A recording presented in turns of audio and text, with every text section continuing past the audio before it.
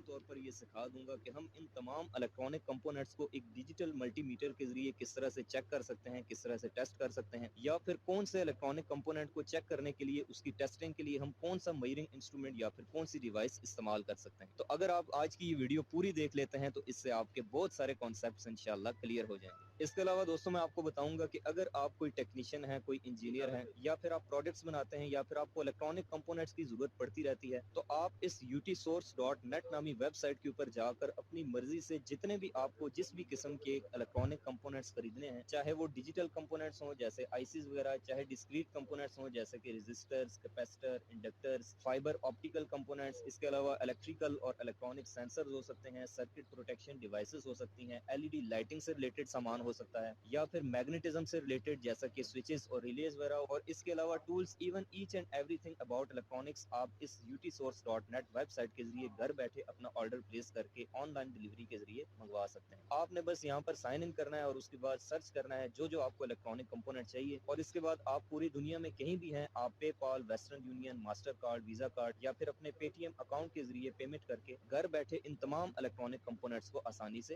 हासिल कर सकते हैं। तो अब दोस्तों मैं आपको इन इलेक्ट्रॉनिक्स कंपोनेंट्स के बारे में बिल्कुल टू दी पॉइंट बताने वाला हूँ। आपने गौर से सुनना है कि जब भी हम किसी कंपोनेंट को चेक करते हैं, उसको टेस्ट करने लगते हैं, तो उसके अंदर बेसिकली दो चीजें होती हैं जिनको हम टेस्ट कर रहे होते हैं। नंबर वन, कि इस चीज को चेक करना कि क्या वो वर्किंग में है या फिर नहीं, यानी कि वो ठीक है या फिर खराब है। और दूसरी चीज कि उसकी वैल्यू को मेजर करना, उसकी वैल्यू को टेस्ट करना कि वो रेजिस्टर है तो कितने ओम का है, वो इंडक्टर है तो कितने हेनरी का है, वो कैपेसिटर है तो कितने माइक्रोफैरेड का है। तो मैं आपको इन दोनों किस्म की टेस्टिंग के बारे में ब्रीफली एक्सप्लेन करूंगा। तो चलिए एक एक कंपोनेंट को अब वन बाय वन टेस्ट करते हैं। तो उसके लिए सबसे पहले हम अपने इस मल्टीमीटर को इस पावर बटन के जरिए ऑन कर लेते हैं, और ये ध्यान में रखें कि हमने जो इसका सिलेक्टर स्विच है दोस्तों, वो रखना है इस कंटिन्यूटी वाले ऑप्शन के ऊपर। यहाँ पर आपको ये कंटिन्यूटी का साइन नजर आ रहा है। अगर आप इस मल्टीमीटर का पूरा इस्तेमाल सीखना चाहते हैं तो उसके लिए मैं ऑलरेडी वीडियो बना चुका हूँ, आप मेरा चैनल विजिट करके देख सकते हैं, डिस्क्रिप्शन में लिंक मिल जाएगा। हर मल्टीमीटर के आगे इस तरह की दो प्रॉब्स होती हैं, एक रेड और एक ब्लैक कलर की। तो चलिए अब सबसे पहले इनमें से एक कंपोनेंट पिक कर लेते हैं। सबसे पहले मैं आपको बताता हूँ रेजिस्टर्स के बारे में। अगर आप रेजिस्टर को चेक करना चाहते हैं कि ये ठीक है या खराब है, तो उसके लिए आप इसको कंटिन्यूटी पे रख के इसकी दोनों प्रॉब्स को ऐसे वन बाय वन लगाएंगे, तो ये देखें कि यहाँ पे एक वैल्यू शो कर रहा है, तो इसका मतलब है कि ये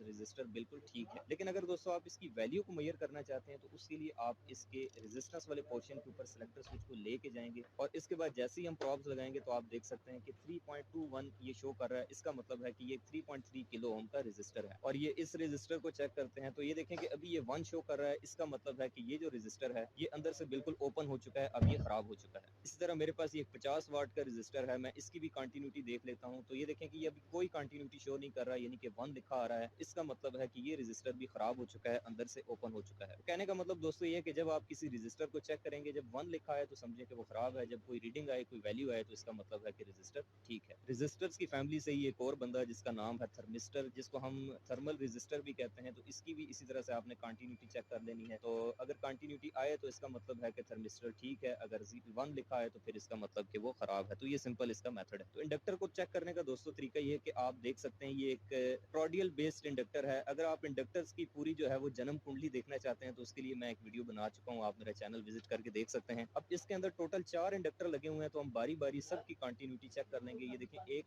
यहाँ पे लगाई प्रॉब और दूसरी यहाँ पे लगाई, तो ये देखें कि एक बीप की आवाज आपको सुनाई दे रही है और साथ में 00 रीडिंग लिखी आ रही है। इसका मतलब है कि ये जो इंडक्टर है ये बिल्कुल ठीक है। इसी तरह ये दूसरा इंडक्टर है, इसको भी चेक कर लेते हैं। तो ये आप देख सकते हैं कि इधर भी बीप बज रही है, तो जब बीप बजे तो इसका मतलब है कि ये जो इंडक्टर है ये आपका बिल्कुल ठीक है। अगर इसकी कोई वायर अंदर से डैमेज होगी तो फिर बीप नहीं बजेगी, तो आपने समझ जाना है कि वो चीज खराब है। और दोस्तों अगर आप इसके अलावा इस इंडक्टर की इंडक्टेंस को यानी कि इसकी वैल्यू को मेजर करना चाहते हैं, तो उसके लिए आप LC